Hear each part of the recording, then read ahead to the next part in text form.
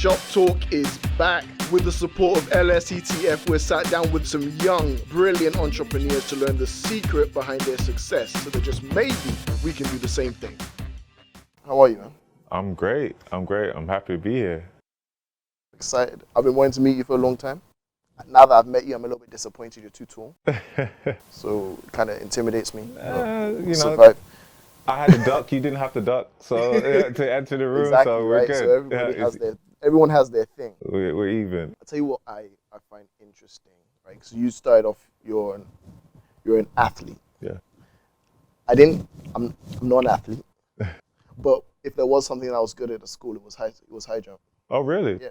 That was my thing growing up. I really enjoyed it. Well, what technique did you use? So, see, when you start talking technique, now questions how much I know about it. But so a lot of people, when people put a lot of effort into like some of the things that were considered like, I guess, the lower levels of the jumps, I could do a nice scissor jump, and I could do it pretty comfortable. And then I remember, when I grew up in school in England. Yeah. From when I was like 7 till about 12 before I came back to Nigeria. And then when I came back to Nigeria, they don't do that much of things like high jump. Sports, and so I was pretty good in comparison to everyone else. So you left on top. Yeah, exactly. And then the best way. It's the best way to go. And then I became a lot less athletic, and I started eating junk food. So what are you gonna do? Right. Well, I'm sure that your life is taking a positive turn, because here you are as a pastor. Exactly. And, so we're trying. You're doing well. You're doing well. I'm still jumping. So how'd you get into it? It was something that came very natural from. I played basketball growing up. I can tell. And yes, basically it was like a no-brainer. My coach was like, "Hey, come out for the athletic team in America." So I grew up in the UK and the US.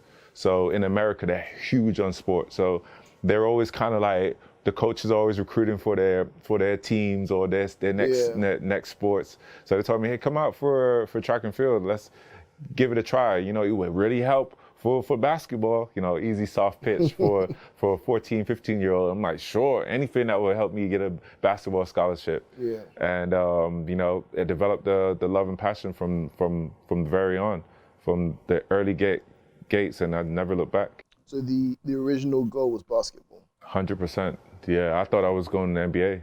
Yeah. I thought I was going to NBA. I thought I was going to be over 7 feet tall. Because I've been this height since I was 15. Wow. Yeah, not a lot of people know that.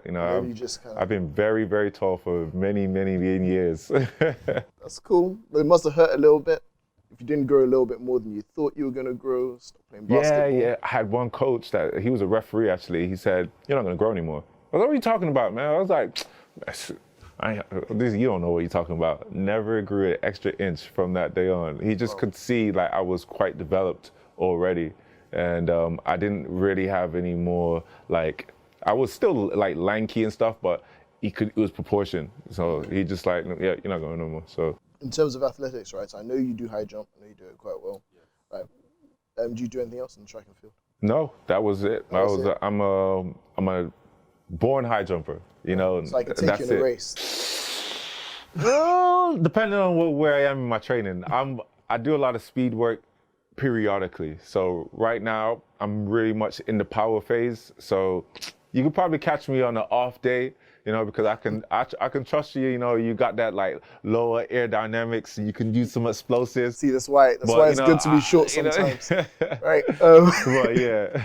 But yeah. So okay. So you go into athletics, into high jump. I know you've had a lot of different experiences. So what's the journey been like for you with athletics, right? Man, so I always would tell my close friends or whoever would ask, one thing about track and field and, pursuing the ultimate goal and the dream of becoming an Olympian and competing at the highest stage, the sport has to offer. It's always kept me, I would say, grounded, but it will also allow me to be, it will hold me accountable. So I'm thriving for perfection each and every year. I'm trying to better myself every year. Every opportunity I get, I'm trying to, like a mechanic or engineer, break down and build up. So part of that, along the way is help me to kind of master other weaknesses in my game, in my personality, in my mental. And it's opened up tremendous amount of doors for me. I never would have thought I would have walked into one of the biggest TV shows in Africa and finished runner-up. That was never in the cards, but I'm a competitor. I want to go to the very end and to challenge myself and push myself to the absolute best. And when I look back, I'm just kind of like, wow, I did all that.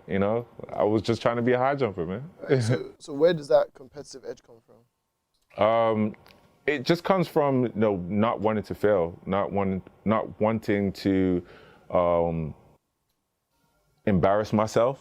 As as a kid, it's kind of like, you never want to go on stage and forget your lines, man. And it's just kind of like that, especially in the US, it's kind of like there's a huge talent pool. And, me being myself, I'm an overachiever. I want to do my best. I never want to leave absolutely putting my best foot forward. So I think, the ability of, I will never say I'm the most talented. I'm never going to say I'm the smartest, but I'm probably the most resilient, probably one of the guys that just won't quit, just that nag, like, why is he still here? We told him he's, you're cut, but I will always continue. And, I've always believed that, it's not the smartest, it's the one that's willing to not quit, and that's my only talent. And that's just kind of a little bit of me in a nutshell. I like that. Yeah. Tell me, right? So you said one of the first things that came out of your mouth was you don't want to embarrass yourself. Yeah. Do you have any embarrassing stories that kind of stick to you at the back of your head that make you feel like I don't want that to repeat itself? Yeah. I mean, there would be times when I would be defeated in competitions, and I'm like, man, I know way better than this result. For example, I went to one of my first indoor British Championships, 2014, I believe. I finished dead last in that competition, like zero, like at the bottom. And I was just like, man, my coach was like, he just chewed me out in that competition. It was like, my wife now, my girlfriend at the time was there, and I was just like, oh my God. She was like, what? He was cussing me out, and I felt that small,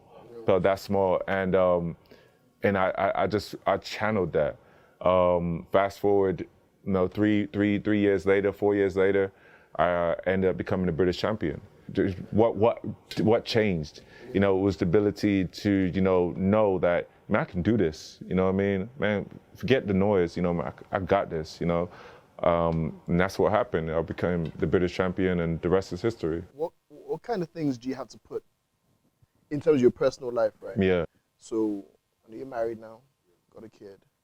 Like, what kind of things do you have to put in place around you to help build that mentality, right? Because you've gone through different things, like you said, the idea of feeling small. Yeah. So what in your environment helps you stay motivated? I would definitely say, that's a great question. That's a very great question. Honestly, my environment is, I have people who I look up to. I have people that, I admire their craft and their work. But ultimately, I look at myself as, as an unfinished project, So, as much as I can, I can maybe take, things that I like, or, would feel like, it would help me, or, move me in different ways, from other, great men, or, great women, because, it's never just about, the males that, inspire me. I have my mother, and the other women in my life have been, just as impactful. But, I was always one of those, I grew up watching like sitcoms, like, Fresh Prince of Bel-Air, Uncle Phil was just always like, oh man, look at that family unit, look how they live, man, that would be so cool, I want that, So, it's kind of like I created like a mental vision board of how I would want to, position myself in my family's life and be able to provide and give them, and, be there, because I've always been a believer that, as a parent, you don't have to be perfect, but you just have to be present.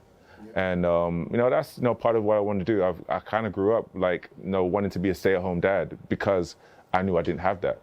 So everyone was like, man, stay-at-home dad. What do you mean? But part of the reason why I work hard in my business because I would like to be able to take a step back and allow what I've created to take care of itself in the long run. And I'm always building, and there's a saying that look 20 years in the future and work backwards, as opposed to kind of like working on the fly. Like, I've always kind of got a formula or like a vision, and I can kind of say worst case scenario this way, worst case scenario this, or best case scenario, and before you know it, you kind of have a roadmap, and before you know it, you kind of following it. And people are looking at you like, I mean, you're a genius. How are you figuring these things out? It's not. It's because I've already casted the worst case scenario in my mind, and I'm going this route, because I've already seen like calculated it to where, it will lead me this way. The road, what's the saying? The road less traveled is that way. So everyone's doing this way. I'm going this way. And when I look back, it's like, wow, how'd you get here so fast? I want to talk about your marriage. Go ahead. Yeah. So I want to start with how you guys met. The first time I actually met my wife, I was more or less a fan, and I say that like lightly because I didn't know too much of her, but I just saw a photograph of her like at the student union. I told my groomsman, actually, funny story. I told my groomsman, man, who's this girl, man? She's a fine woman right here, man. Who's this?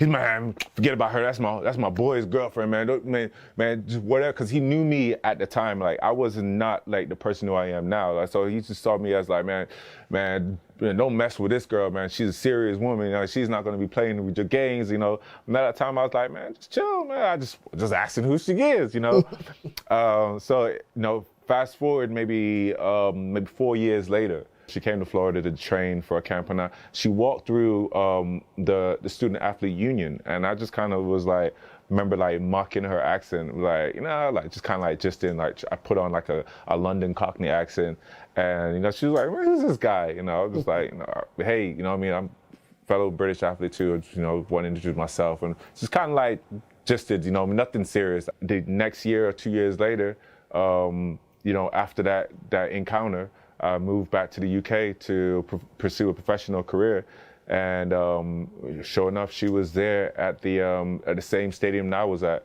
as a spectator, and I was an athlete. She was injured, and I bumped into her. I was like, hey, remember me from Florida? She's like, yeah, what you doing here? I moved back. Small talk led into, well, hey, if you want to catch up for a coffee or a meal or something like that, hit me up. I never heard from her for like months, nothing.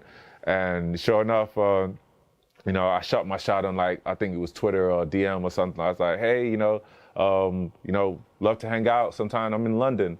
And, we ended up, meeting out with some friends that day, and then, the rest was history, so. 21st century, man. DM is making a lot of... DMs, man. Shoot your shot, though. But, right. Yeah. So the reason I want to even talk about that a little bit was you got married just before you go into the Big Brother house, right? Yes.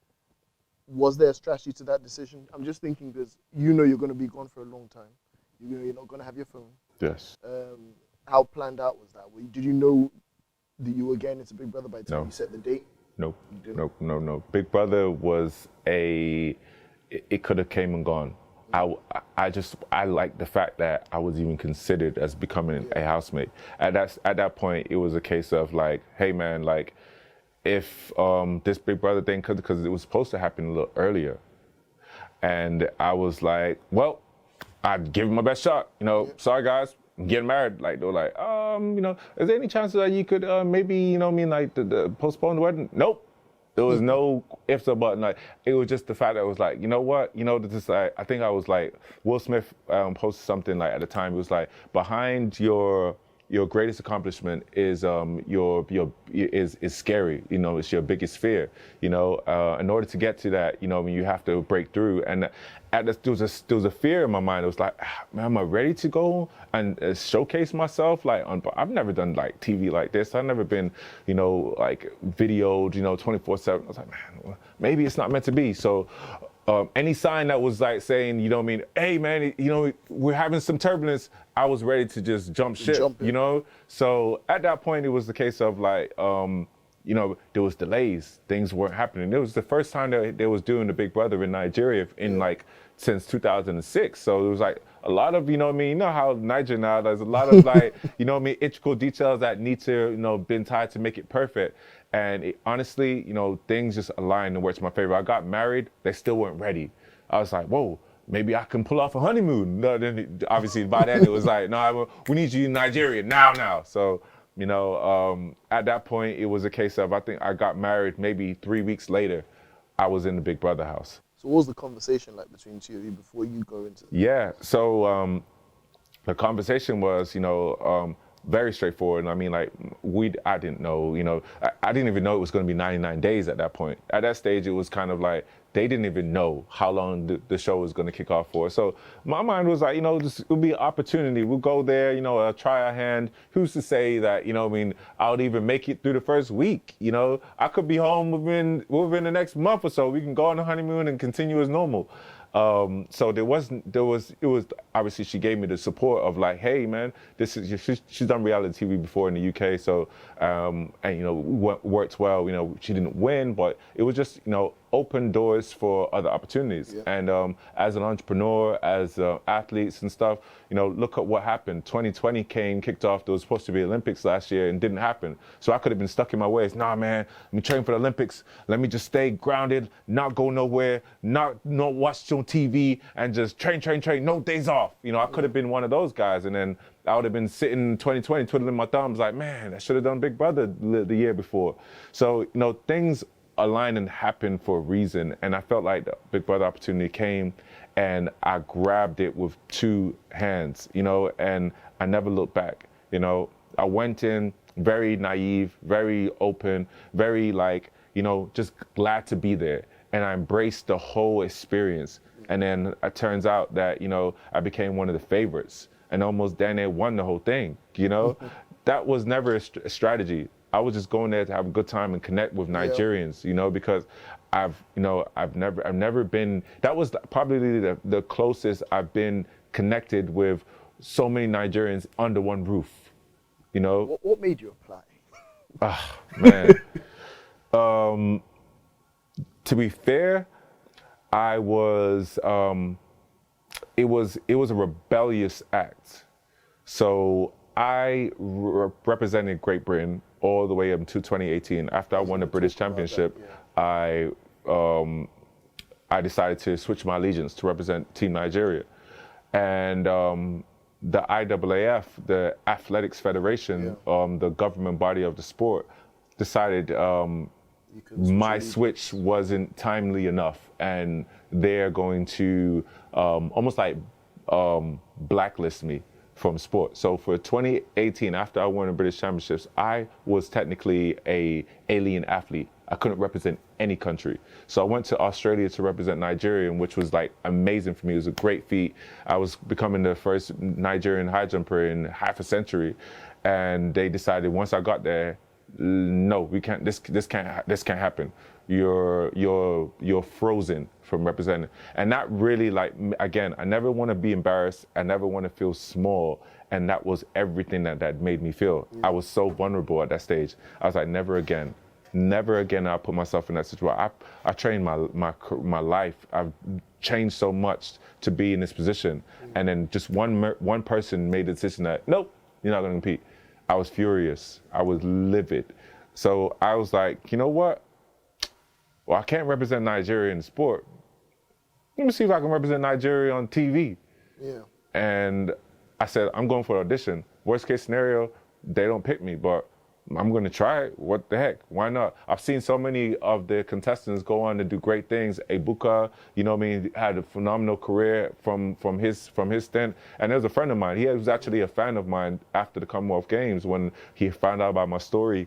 So, you know, it was kind of a thing where he was showing love to me, and I was like, still understanding, like, what is it that you do? And then I discovered he was the host and he was on the Big Brother. I was like, wow, all this from the appearing on a reality show? Yeah. Man, let me go ahead and try for it. You know what I mean? I'm competitive, you know, so I was like, let me go ahead and try it. And, you know, look what happened. You know, I'm now a household name. Yeah. You know? I think that one thing I'm seeing a lot from you is your ability you're very willing to pivot. 100%. If you need to pivot, you'll pivot. 100%. I'm never stagnant. I always got to be, you know what I mean? Like, as an athlete, you got to be on the balls of your feet at all times. If you're stagnant, you might miss your opponent, just drive right past you. You know, and that's what I learned in basketball. So always got to be on your balls of your feet. You know what I mean? You just got to be willing to attack at any moment. You know, and that's kind of like a metaphor, but that's actually stuck with me. COVID has hit a lot of people, yes, right? And it takes a lot of people by surprise. It's probably affected a lot of businesses and all those kind of things. What do you say to people about kind of finding your feet in a different kind of environment and creating fresh opportunities for yourself? Because you seem to consistently be doing something different. Yeah, I would say COVID was an eye-opener for everyone. No one, even if you did benefit from COVID, you still had to have changed something, you know, in the back end of somewhere, you know. And I feel like I like drastic changes because I know that I know my mentality, and I feel like when everyone is losing theirs, like that's when the opportunity is mostly clearer, you know, or that's when you see things, you know, in another light, you know. I mean, I failed in a lot. I tried my hand in multiple things, and not everything is a huge success. Sometimes they're terribly wrong, but as an entrepreneur, you know, I've always believed in the saying that Thomas Edison, you know, I failed over 10,000 times, you know, or, you know, I haven't failed. I've just found 10,000 ways that won't work. And I loved that way. You know, in 2020, it was just a case of like, you know what, you know, my son is about to arrive, you know, I've done this, I've done that, you know what I mean? Man, let's do everything humanly possible. And at least then I can say, you know, like I've done it, you know, done everything, tried all the experiments, and see where it's led me, you know. And I think you have to be willing to gamble, you know what I mean, on yourself. You know, a lot of people like to take chances on like others or sports and stuff. I like to gamble on myself, and in like that's life, you know, in general. You know, you never know what you're gonna get. And if you're willing to put your pride on the line, every chance you got, you know what I mean, it's terrifying, but inevitably it's going to change you. You know, so that's what really happened. You know, I put myself out there, and you know, my wife and I, we ended up landing a TV deal with MTV throughout the whole COVID. So still in work, and you know, we've had that relationship now for over 2 years. I wanted to ask you, because my ears peak when people say things like that, right? So talk to me about some of these failures. Failures. That helped get you on this road. Like some of the things that you thought, some of those wild, crazy dreams you had that you tried to do, and they were just... Oh man, yo, you want to embarrass me today? Just to motivate you a little bit more to not be embarrassed next time. One of my lessons, how should I put it that way? One of my lessons. Okay, one of my most recent ones, I developed a face mask. Was not very successful, but I went into it thinking, let me try something that no one has done and see if it will become a success. I put everything into it mentally, which I would do with any of my other projects, marketing, packaging, you name it, you know, and then I put it out to the world. Now, it wasn't a huge success monetarily, but it was actually got a lot of people talking. You know, it was like I patented it. I tried to patent it, and I got the patent rejected. I put money into it, and I failed. Now, some people would say like, man, you've killed your brand. I didn't kill my brand. What I did was I attempted something that hadn't been done, and now I've done it. I feel like I've gone through the emotions. You know, once you go through the emotions, you now could kind of look at things with a little bit more poise, you know, and I feel like, you know, now I'm on another journey, another, you know, pursuit, which I'm not going to explain too much about yet, but I feel like now that I've gone through that, I know now, you know, when to reach out for help, when to get advice on advice, because I'm one of those, like, I can really geek out and be in my own head and just like be in the lab, not let no one see what I'm working on, and then just boom, throw it out to the world. So by then it's out. There's no coming back. So, but yeah, if you know about the my face mask invention, you would see that it wasn't a huge success. But again, you know, we tried. And that's all you can do, you know. I like your positive mentality, no matter what. You have to be, you know. Right? You have to be. So you talked a little bit about going through the emotions. Yeah. And I know that, you know, it's something that you think more about now, right? It's how do you, especially because Nigeria is an interesting environment when it comes to doing anything. 100. Right? So you go through your failures, you're trying to build a business, build brands, different kind of things. Yeah. What would you say is important that you need to do in terms of dealing with, I guess, the emotional strain that comes with trying something that may or may not work, or even just trying to get it done? And then, like you said, you know, advice, who to seek to, who to talk to, and all those kind of things. Like, what is your process like, and what would you say to that? You're only as good as your team. That's one thing I would say. As much as I try to do so much stuff on my own in Nigeria, you're almost limiting yourself by trying to be wear all the hats, you know, trying to be the entrepreneur, the manager, the marketer. And now I understand, you know, I mean, in the starting days, in the early days, it's going to be costly. You might have to invest more on what you really don't have the budget for, you know. Yeah. But I really believe that, you know, the power is in numbers. Now, a lot of the times you might have people disappoint you, but again, you have to be willing to balance out the pros and the cons. You know, like I said earlier, you know, you have to, you know, weigh out, you know, the worst case scenario, and sometimes that will give you some type of peace of mind. Like, you know what, this person might mess up. You know, this person won't let me down, but this person will probably set me back a couple of weeks. You know, and once you have that, you now have a 6-week window. You know, and you could sit back on that, and you know what? And if it goes according to plan, you now have 3 weeks in advance or where your project's done. But if you give yourself a deadline to the T and you're expecting everything to fall in, you're just preparing yourself for stress. Yeah. And that's one thing, because I do business in Nigeria now, and I've been to that point, Brinker, where it's like, are you here to waste my time? Yeah. Are you really here to waste my time? And you just be there like, how? You know, you just be so like flabbergasted. But you know, it is how it is at times. And I feel like, again, if you have a team and they can micromanage some of the things that you're not necessarily as patient in, you can see where you can, you know, exert your energies. And I find that I work best at the planning and the you know, the production and the design, you know what I mean, and the creative. That's where I come in, you know what I mean. But a lot of times I may need someone else that is not as passionate to deliver some of the messages for some of the projects that I have on, just because I might go in there with my heart in my sleeve and then it may come off the wrong way.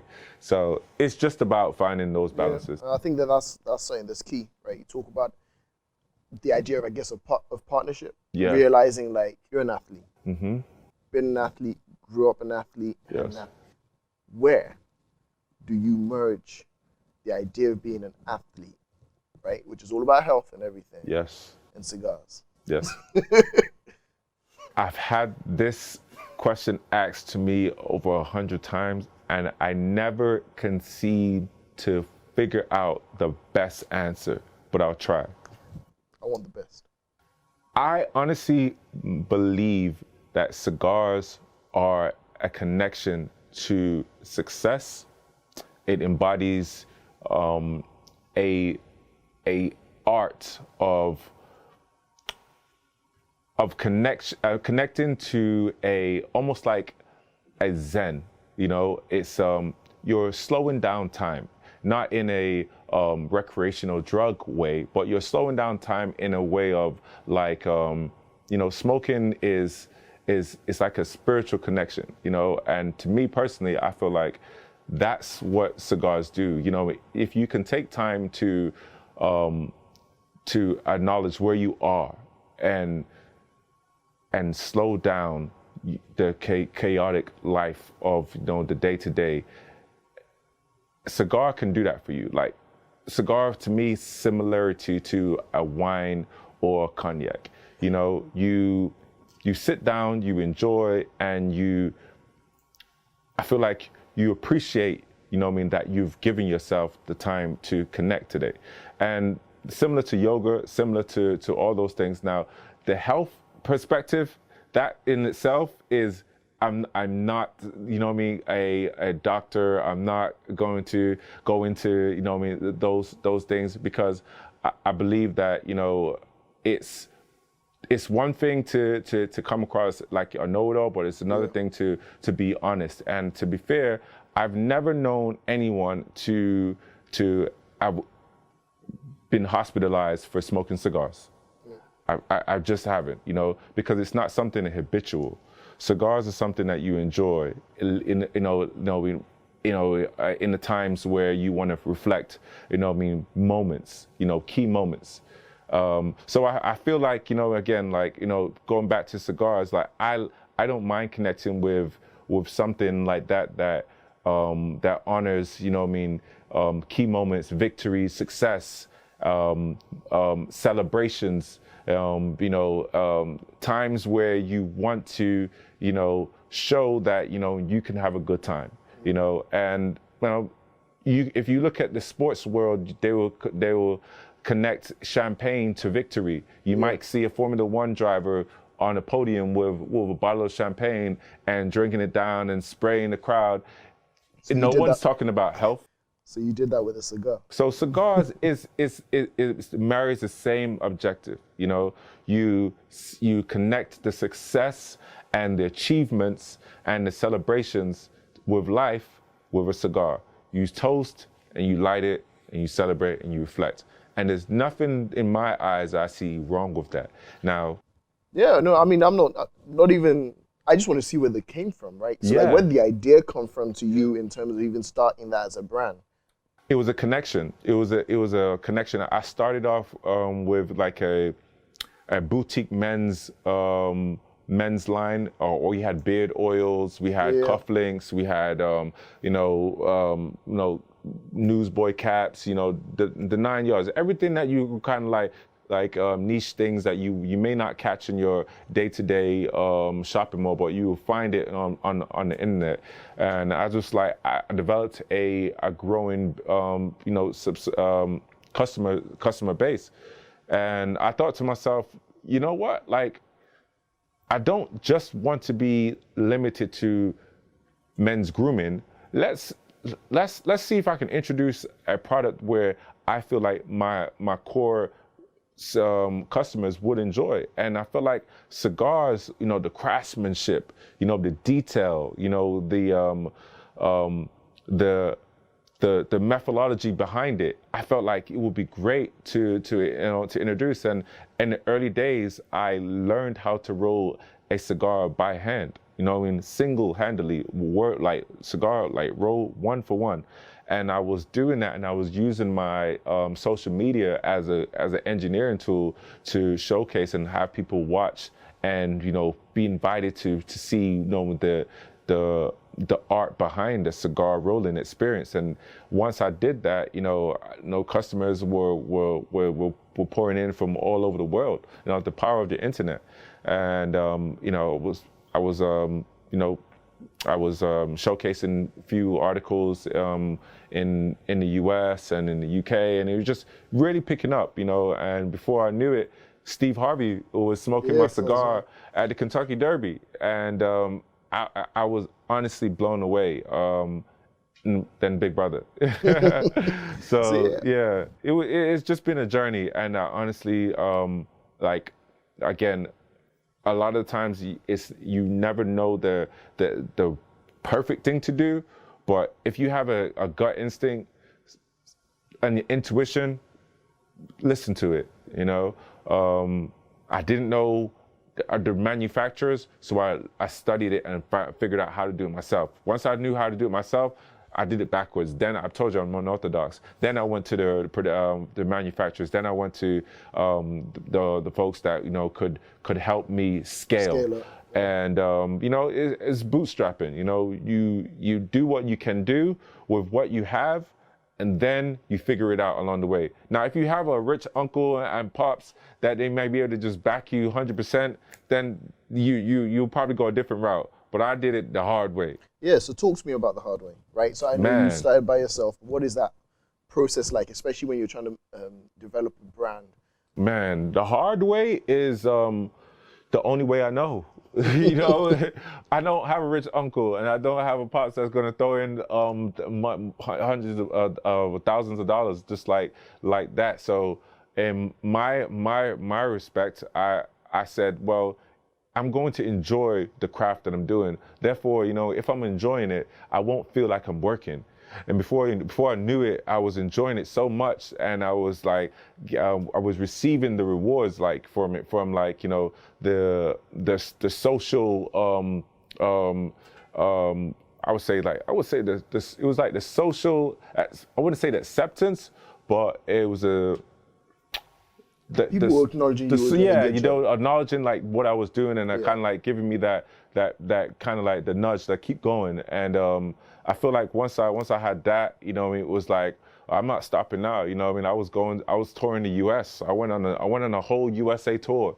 You know, I mean, I was going to cigar lounges and restaurants, and I was meeting greets, and you know, people were coming out, and because I became Britain's first and ever Black-owned cigar line, and that's something that, you know, I mean, like, sometimes you gotta take a step back and appreciate that, you know. And I felt like, you know, the Black community really pulled forward and came out and showed that support and love, and that's all sometimes you need. You just need to have that, you know, just have that that acknowledgement, you know, that, yo, man, I don't know who you are, man, but I've heard your story, and I'm going to support you. You know why? Because we need more like you. And sometimes, you know what I mean, that could be the spark. You know, I think Tupac said it best. You know what I mean? I'm not saying I'm going to change the world, but I can guarantee you I can spark the mind who will. You know, if you have that mentality that it's not, like, it may not be my generation, but and you can be unselfish enough to say, you know what, but I'll pass the torch to whoever's willing to take the baton. You know what I mean? Like, that in itself is powerful. And, you know, a lot of times, you know what I mean, especially, you know what I mean, like in the Black community, we're all about, man, I gotta get mine. I gotta get mine. You know what I mean? Like, man, bump y'all, whatever y'all doing, you know what I mean, it's cool, but I need to get mine today. You know what I mean? Like run my check. You know what I mean? It's like the wrong mentality at times, because that's why in you know, as a culture, sometimes we're behind the 8 ball. You know, every other race is working together. You know what I mean? You see you know, the Jewish community, you know what I mean, in the UK, they're all connected. You see the Indians in the you know, market, they're doing so well. They're like networking across, you know. And you know, obviously, you know, when you see the Wall Street and the white guys in New York, you know, they're doing their thing. They're looking out for you know, their colleagues' children's children. You know, it's all just like you know, they're all supporting one another. But like when it comes to, you know, the Black community, we're always kind of like, you know, it's the kind of the slavery mentality. It's like, nah, man, he's in the big house. I'm out here on the yard, man. You know, I need to, you know what I mean? Like, he's good, so I need to fend for myself. You know what I mean? You know, and it's kind of like the wrong way, but we've been, you know, conditioned from, you know, back then, you know what I mean, to kind of like, you know what I mean, like, I gotta, you know what I mean, do what's best for me. And so how do we begin to change that? I mean, because I'm looking at it. Yes, the black community, even culturally, we struggle with that in Nigeria, right? We're very much, everyone is trying to eat their own, support, create and tribalism, all that stuff, all of that kind of stuff. So how do we begin to do that? Especially like you said, I mean, you got that kind of support in the business space, right? How do we create that for other people when you know a lot of people always feel like, oh, I'm struggling for myself. How do I get it? How can I concern myself with helping the next person? It's just, I feel like it's just about exposure. I think Jay-Z is doing a phenomenal job with, you know what I mean, how I think one of his albums, he was literally like giving the blueprint to like how you can really make, you know, generational wealth. And I understand about, like, he's a billionaire. It's, but you know, he started from something, you know, but I feel like once you're able to, you know, be in a position where you can share invaluable information for free, you know, do it. You know, that's kind of like where you start. You know, again, I said to you before the interview, I said, I'm a fan of watching interviews because there's an honesty level that you can't almost teach. You can't almost fake, you know, it's just how it is, you know? And I feel like that is the true gems, you know what I mean? Like, it's great if you read books, you know what I mean? Those are great too, you know what I mean? Like, I enjoy reading a book every now and then, but sometimes I just don't allow myself to have that much downtime. Personally, this is my own thing. I can make time for sport and stuff, but sometimes I don't make enough time for reading. But sometimes I can listen to an interview for 20, 30 minutes or so, or even an hour, and feel like I've got enough and absorb enough information from that I can create something off the back of it. You know, I might even rewind a few times or so. I might hear something like, oh, that's some gold there, and go back or so, and like I'll maybe save it, and then, you know, before you know it, you've got something that has spoken life into you, you know, or life into a project that you're working on. And before you know it, you know what I mean? Like I said, you're now, you know, how many quotes have I done dropped in here today from someone that I've known, and who knows who listens to this interview in the future and be like, yo, man, I never knew that, you know? I want to ask you, so like what's the most recent gem that you believe you've learned? The most recent gem? I've been reading the 50 Cent book. I forget the title. I think it's something about hustle hard or something like that. You know how he's always about hustling. But honestly, man, like evolve or die. You gotta keep evolving. You know, I think that's kind of one thing that, you know, for me, like, I can't sit off the coattails of what success I had in 2019 or 2018 or in the past. I gotta keep evolving, keep breaking barriers, still trying to, you know what I mean, reinvent myself. And it's a never-ending game. You know what I mean? The moment I stop evolving, I'm dying. And I learned that from Curtis Jackson, 50 Cent, you know? And I think, you know, there's so much more to learn from that hustler mentality. You know, we all have it in us. You know, we all have more than we think, but sometimes we challenge it in the wrong places, you know? So I'm all about evolving, man. Like, you know what I mean? Like, even down to the simplest thing, whether it be my Instagram or anything, you know what I mean, that I can see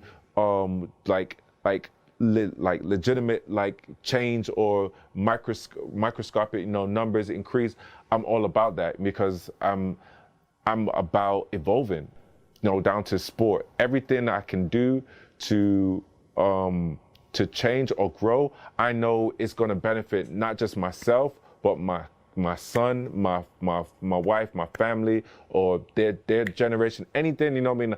I'm almost like the first cowboy, you know? I don't know if you heard this, an analogy. The first cowboy gets the bow and arrows. Yeah. The first cowboy, the cowboy is the messenger. He goes out and goes back over the hill and like, hey man, they got bow and arrows over there, they're shooting. You know what I mean? Don't go that way, you know? And it's like, all right, cool, we'll go this way. You know, but he comes back scarred and wounded.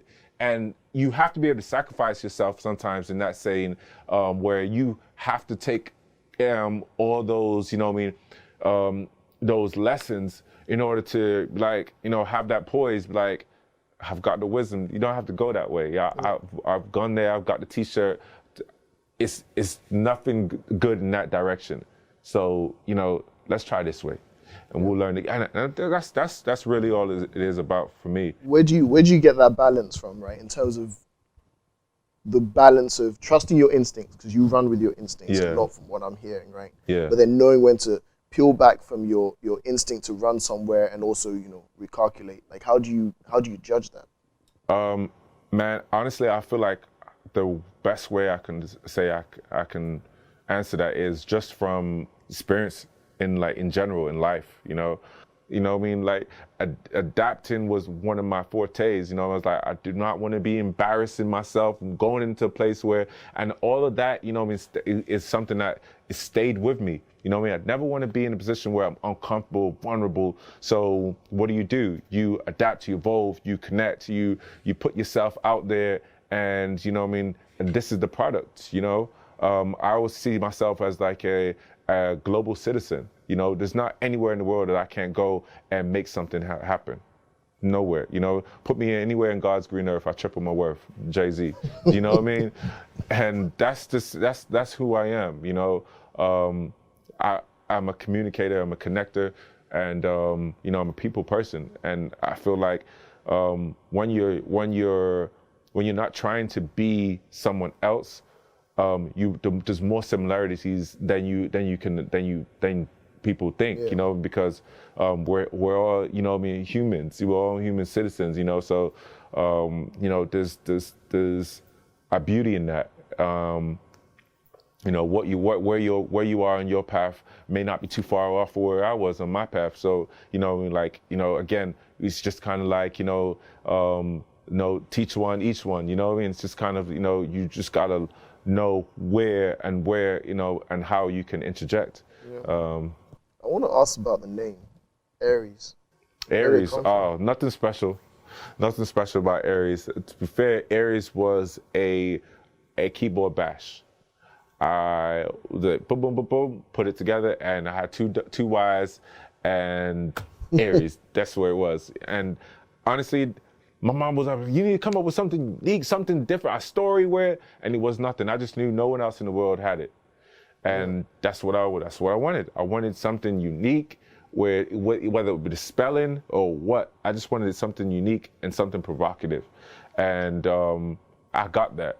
And I stuck with it, from 2014 was when I established the name. 2015 was in existence, and it's still going today, And honestly, a lot of the times I just don't want to be a replica of something that's been done. I love the fact that I'm the first Black-owned cigar line in Britain. I love that. Honestly, that's like, what? The history in Britain, and to come around 2018 and it's be the first to do something, 2017 to be the first, it was like, man, ain't right. I deserve it. I belong here, So from there, it was just a case of like, again, not going for the quick buck, but establishing longevity. And, here I am today, and the plans that I've got, rolling out for the cigars in the next few weeks or next month or so, it's gonna blow everyone away, because it's about time. It's like, I didn't rush it. I didn't over promote it I kept it in its own class. And now, we're almost ready to do some stuff. How do you strategically, right? How do you do that in terms of, because I know that there's a huge balance between promote, Yes. and trusting what you've got. Yes. And how do you decide, based on your brand, because you might be thinking within your clothing line, how much do I need to push, and what's different when you're doing that and when you're doing it for your cigars line, Yes. right? So how do you decide or come upon that strategy, and how do you know what works and what hopefully will work and what won't? I separated myself from the brand. I created its own website that detached myself, my image, mic, from the cigars in itself. If you know, you know. You know me. I smoke my cigars. I am the creator. You know me. But at the same time, I never want to become a prisoner to my own brand. And I think that's kind of what I've been able to do now. It's like, look at the brands, in Lagos. I'm good friends with David Wedge. He's created a household brand here in Nigeria, and now is in the UK. Yeah. And we've sat down numerous times and have conversations. And I admire what he's been able to do as a businessman, from the trunk of his car, and now as a what you call it, a serial entrepreneur. And I like how he's taken himself away from it, of being in the forefront, and allowed the name to run on itself. And I think that's what I want to do with my cigars. As much as Aireyys will still be associated with me, my identity may not necessarily be there. The identity will be a good time and super luxury and upscale and elite. That's kind of the connection I want to have with whoever's in those underneath those tiers or those definition will find itself. But that's not my job. My job is to create it and put the energy behind it, and then let it do what it's going to do naturally. And man, we've got plenty plans coming, and I'm sure the vision will come to light. Just before we kind of stream out, I want to just ask, like, how do you? So one thing Nigerian businesses generally struggle for is longevity. It's lasting deeper than one generation, and at a push maybe 2 generations. So how do you see yourself kind of being able to do that in terms of creating a brand that would have, like you said, you try to separate yourself from it, so it's not just about you. And when Mike's not there, there's no Aireyys, right? So how do you then, what things needs to be put in place in terms of finding the right people that develop longevity for your business, and how do you, because I know personally that it's hard to separate yourself from your brand. 100. Because there's a lot of emotional attachment, all of those kind of things. How do you go about doing that? So for me, I feel like the best way for me to go about separating myself from the brand, and how I feel like I can do it, is essentially just not being afraid to allow my brand to fail. If it doesn't happen to be immediate success right away, that's okay. But it's not tarnished. It's not over. It's just, again, like, you have to be able to identify with your direct consumer or your audience. So that's not necessarily overnight. If it was, everyone would be creating multi-million businesses left and right. But you have to be willing to allow, your brand to go through it. To go through the red tape, go through the boundaries, go through the ups and downs. Therefore, you can allow it to be strong by itself. Because when it's strong by itself, you can't then go back again and be like, yeah, it's me. You just gotta allow it to be, be its own brand. Exactly what it's saying is be its own brand. And I feel like that is the beauty behind it. The brands that I endorse and I'm an ambassador behind, no one's saying like, oh yeah, that brand that you're representing, that CEO is that the founder is a great, they're just like, that brand is amazing, I love it, this is my brand, I love this, and I think that's kind of how I want it to be. You could be a fan of Mike, but you might not necessarily be a fan of my cigars, and that's okay. That's why I don't want to confuse those who are my supporters and my fans. And then I feel like unselfishly just promote my business to them every day. Where I feel like that's unfair. Like, they've kind of developed interest for me, not my cigars. If they wanted to be supported my cigars, they'll go to my cigars. Therefore, when I'm communicating with my cigars and communicating with the people, they know they're there because they want to be there, And the success from my brand, I would know from the success of my own brand, man like Mike, I would know it's from the success of Man Like Mike and not the success of Aireyys Cigars. Yeah. So you have to be brave enough to separate. Like when I created my own website for Aireyys Cigars, I knew, man, I might not get the same traffic right away because people don't know about this this website straight away. But do I keep saying, hey guys, don't forget, it's no longer Aireyys.com, it's Aireyys Cigars? No, you just have to be able to poise and let it happen. You know what I mean?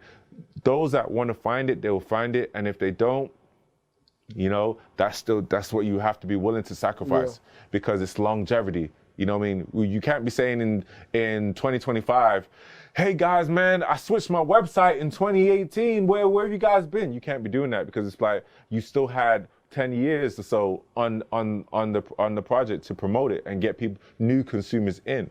You know, you can't be scared of losing you know, followers or supporters, or because you miss the ones that are now coming in, you know? Yeah. All right. I like that. Any final nuggets? Something you just want people to know? Man, any final nuggets?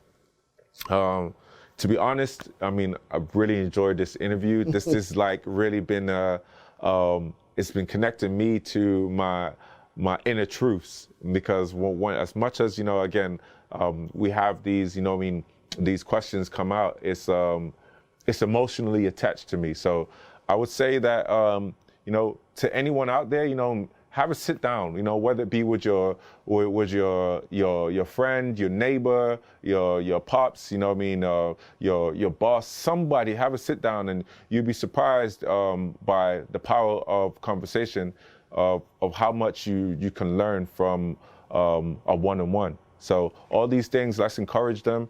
You know, reach out if you need professional dialect, and you know, don't be afraid to, you know, to seek you know, professional in that field, because I feel like, you know, I mean, the Black community, where we've got this taboo that we can't, we always have things figured out, but that's necessarily the truth. You know, I mean, that's far from the truth. We can still you know, get professional guidance and you know, speak to someone that can help you in other ways. So again, have the conversation, let it be known, and empower the next generation. Awesome, man. Thank you so much. One thing I just want to say is, I think you'd be surprised, beyond the one-on-one conversation, what you learn from other people is what you can learn from yourself. Because I think that you check this back, you'll be surprised at the things you said. Wow. There's a lot of wisdom in you, man. I really appreciate it. Thank you, sir. Thank you so much, Mike. Thank you for that. Nice one.